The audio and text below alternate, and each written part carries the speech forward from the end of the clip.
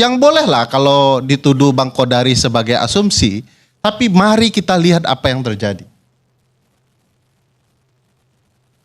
Bukankah di 1 minggu menjelang 20 Oktober, presiden yang masih dalam tampuk kekuasaan adalah Presiden Joko Widodo?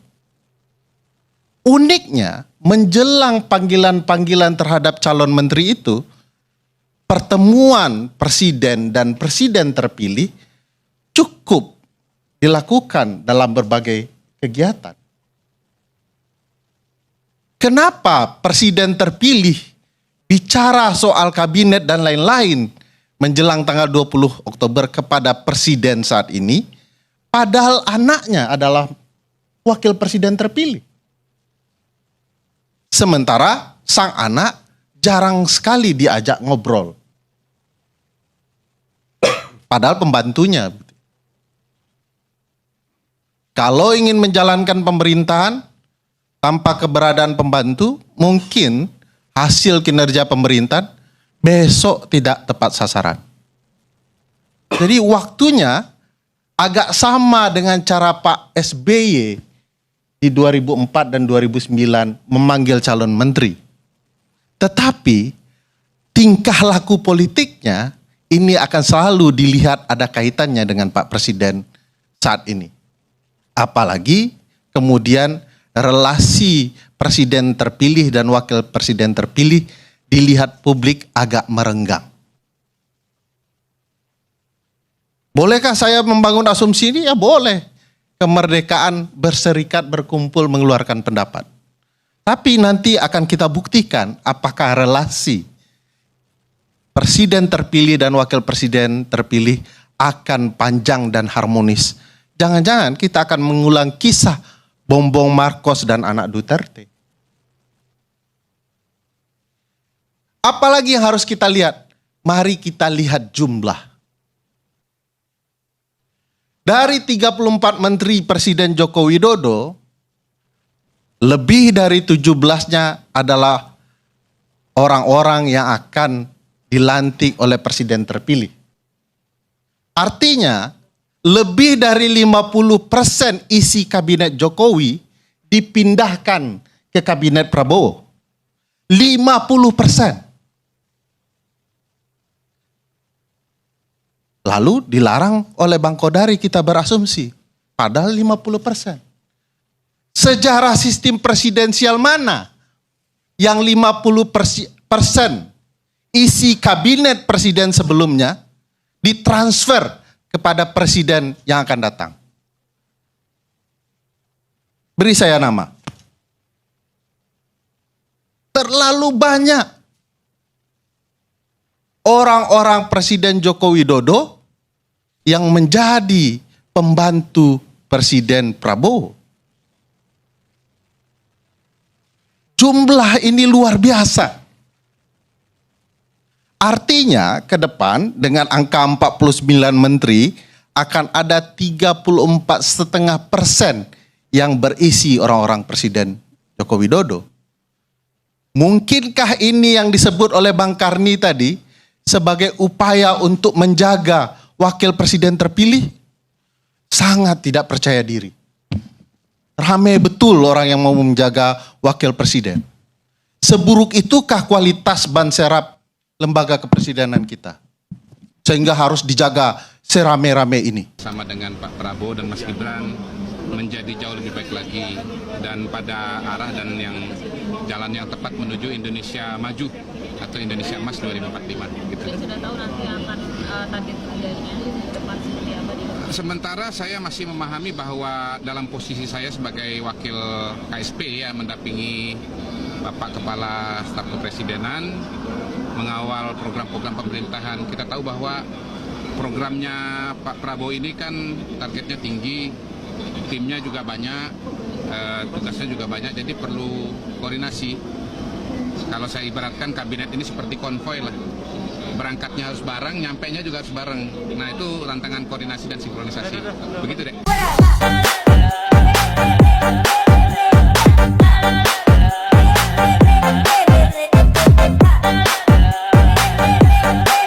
Hak hati-hati terhadap provokasi dari media OOCR yang menyatakan bahwa presiden kita, Pak Jokowi, adalah presiden terkorup. Saya bingung, apa dasarnya mereka menyatakan itu? Karena tidak dijelaskan.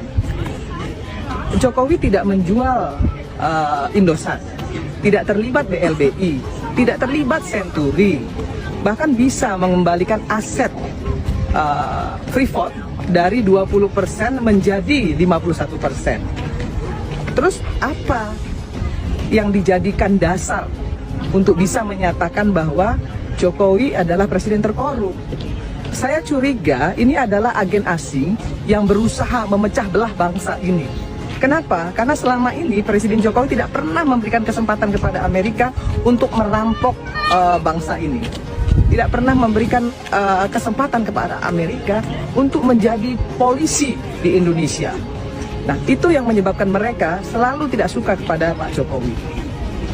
Pemirsa, seluruh bangsa Indonesia, saya ingin menyampaikan kepada kita semua, jangan pernah terprovokasi, jangan pernah mau dipecah belah oleh agen-agen asing. Apapun yang dinyatakan oleh mereka, ya, menurut saya itu adalah satu sentimen. Kenapa? Karena selama ini Jokowi nggak pernah memberikan kesempatan kepada Amerika untuk bisa merampas atau merampok negeri ini. Indonesia lebih menyukai bekerja sama dengan Tiongkok. Kenapa? Karena mereka lebih mau, lebih ingin, lebih bisa memberikan technical know-how atau technical assistant, ya, ahli teknologi. Nah, itu yang kemudian membuat Amerika kalang kabut. Ya, tidak ada lagi tempat mereka untuk bisa ya menikmati ya aset bangsa ini untuk memperkaya mereka. Nah, itu yang ingin saya sampaikan kepada publik Indonesia, kepada masyarakat Indonesia. Sekali lagi, tidak ada dasar ya bagi bangsa ini untuk mempercayai media sekelas OOCR itu. Maka kemudian jika ada yang terus-terusan ikut memprovokasi, maka saya ingin sampaikan kepada mereka, hati-hati. Jangan pernah mau dipecah belah oleh agen asing. Salam keindonesiaan. Jika ada yang memang harus dikritisi, kita akan kritisi. Jika ada yang harus memang kita kawal, ya harus kita kawal. Ya, agar pemerintahan ini berjalan, ya, tidak otoriter, tidak menjadi pemerintah yang tidak berpihak kepada masyarakat. Yuk sama-sama kita kawal. Jangan belum apa-apa sudah kita tuduh, ya. Kita beri kesempatan untuk pemerintah kita bekerja dan kelak kita akan lihat hasilnya. Jika tidak berkualitas, jika tidak berkompeten, maka jangan pilih kembali. Ya, halo teman-teman, selamat datang lagi di channel ini, channel NES 2045 yang membahas seputar politik, pendidikan, hingga budaya. Nah, teman-teman, tadi sangat menarik sekali ya, seperti apa yang telah diucapkan, yang telah disampaikan oleh Bung Ferry Amsari ya secara lugas dan juga tegas. Ya, bagaimana mengenai presidensial yang saat ini memang menjadi patokan juga gitu ya. Dan tentu memang penyampaian demi penyampaian yang tadi saya dengar ya sangat masuk akal sekali. Ya, terutama di pemerintahan Presiden Prabowo Subianto, ketika kita melihat menteri di kabinetnya ya kurang lebih 50% lah itu dari orang-orangnya Jokowi selama menjabat sebagai presiden selama 2 periode. Nah, teman-teman, kita melihat memang di akhir masa jabatan Presiden Jokowi menjadi sangat-sangat sorotan publik gitu ya, terutama bagi para pengamat politik, bagi para politisi dan seterusnya. Nah, tetapi kalau saya melihat di sini teman-teman, kita diskusi bersama ya berdasarkan komentar teman-teman dan nanti ini menjadi sebuah pendapat ya dari Ratno Mogol. Nah, di sini beliau menyampaikan sangat menarik. Kalau nggak jadi penjilat Mulyono, takut kelaparan. Ya, walaupun yang bikin kenyang itu makanan berduri. Kasihan Bang Kodari, cuma celingak-celinguk kayak burung hantu mendengar paparan dari Prof. Ferry Amsari. Ya. Mana taringnya Prabowo sebagai presiden? Kok bisa diatur ex-presiden? Lepas taringnya jangan jerit-jerit kalau ngomong, kalau tidak sesuai dengan fakta yang ada. Terima kasih. Ya, Presiden Prabowo ini kan dijuluki sebagai macan Asia gitu ya. yang memang kita nggak jarang lagi mendengarkan hal itu. Tetapi banyak yang mengatakan juga Presiden Prabowo ini masih berada dalam bayang-bayang Pak Jokowi. Saya nggak tahu sebesar apa efek Jokowi, tetapi kita percaya ya Presiden Prabowo itu tidak gampang disetir oleh orang lain. Ya, tidak gampang disetir. Mungkin beliau punya cara tersendiri, mungkin beliau punya strategi politik yang lain ya, dan mungkin tetap juga tujuan yang sama untuk memajukan bangsa dan negara. Ya meskipun dengan cara yang berbeda.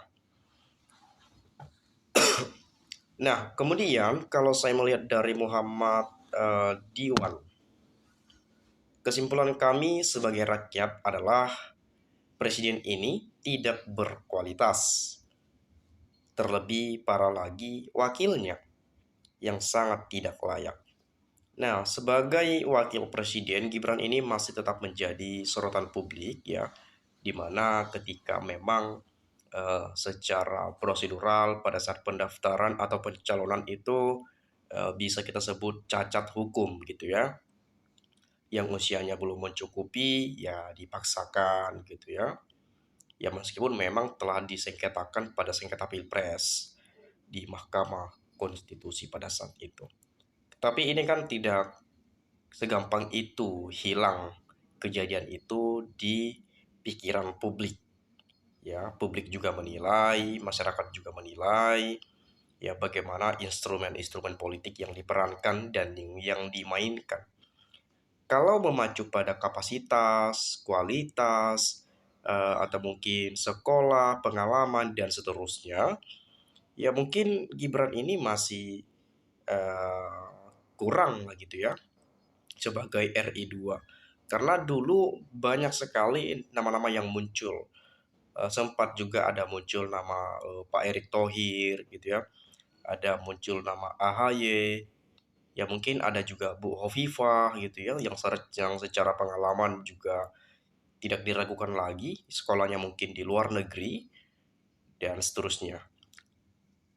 Tetapi memang ya mungkin karena Gibran ini ada variabel spesial tertentu atau variabel istimewa gitu ya sebagai anak presiden ya, sehingga mungkin inilah strategi dari Pak Prabowo pada saat itu agar dapat lebih mudah memenangkan kontestasi pada Pilpres kemarin. Atau ini sudah direncanakan sejak awal, kita belum tahu pasti. Tetapi yang pasti kita lihat adalah usia Gibran belum memenuhi pada saat itu. Dan kemudian kalau kita melihat penyampaian Presiden Jokowi pada saat itu juga pernah menyebutkan bahwa Gibran ya secara usia belum cukup lah, dan pengalamannya juga masih harus banyak-banyak belajar. Dan tetapi yang kita lihat pada saat itu ya malah direstui, bahkan sempat memihak dan menunjukkan secara terang benderang netralitasnya itu sama sekali tidak ada. Malah secara terbuka menyampaikan keberpihakannya gitu ya. Presiden boleh memihak, boleh berkampanye dan seterusnya. Jadi masyarakat atau publik menilai itu suatu tindakan yang seharusnya tidak dilakukan oleh seorang presiden. Makanya kemarin banyak sekali muncul kecurangan ya, dugaan kecurangan. Ada kecurangan berupa intimidasi, pengerahan aparat dan seterusnya. Nah, kemudian orang cerdas memang dengan gamblang mencerahkan dan mudah untuk difahami. Salam cerdas Bapak. Semoga Bang Peri ditambahkan oleh Allah SWT. Saya sampai sedih kalau dekat sama peluk Bang Ferry.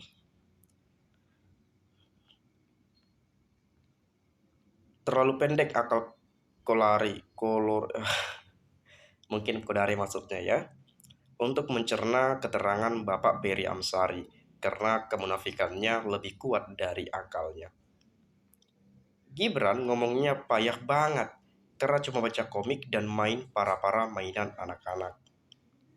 Ya pernah juga di podcast, bukan podcast ya, di acara Mata Najwa, ditanya di dalam keluarga Pak Jokowi itu nggak ada tuh budaya baca buku. Ya paling komik gitu ya.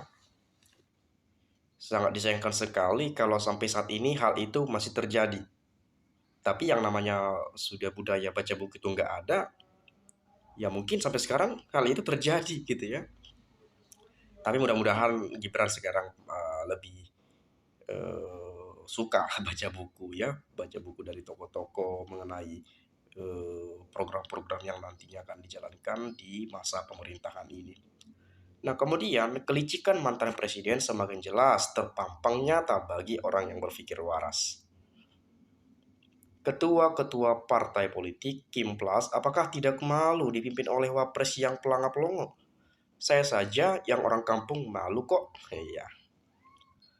Kalau orang sekeliling Prabowo, orangnya Jokowi yang akan setali tiga uang ya.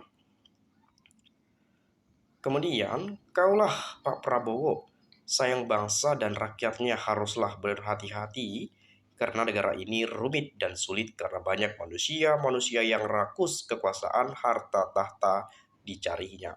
Rakyat selalu percaya, Prabowo bekerjalah demi negara, demi rakyat sekarang sedang menangis dan menderita karena pahitnya ekonomi. Jadi memang teman-teman masalah perekonomian Pak Prabowo Subianto dengan segala strategi politiknya ya rencananya ya untuk akan meningkatkan pertumbuhan ekonomi, menstabilkannya dan juga sempat muncul ada swasembada pangan ya, meningkatkan di bidang pertanian dan seterusnya. Oke, fungsi PDIP apa? Puluhan tahun berkuasa cuman mementingkan partai, bukan rakyat.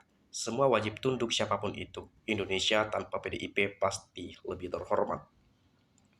Nah, terkait PDIP ini memang sesuatu hal yang mungkin bisa kita salah menilai dan salah tangkap. Bukan membela, tetapi memang karena saya kebetulan salut juga dengan partai yang satu ini. Satu-satunya partai yang teguh, ya, yang taat konstitusi dan mempertahankan keutuhan demokrasi. Kalau kita melihat misalnya di pilkada, semua diborong oleh Kim Plus, ya. Hanya satu PDIP, misalkan di Jakarta gitu ya, dan di beberapa daerah yang lainnya melawan Kim Plus. Jadi tanpa adanya PDIP, teman-teman mungkin nggak ada pilihan lain selain yang diusung oleh Kim Plus ataupun calon independen dan kota kosong kalau diadakan gitu ya.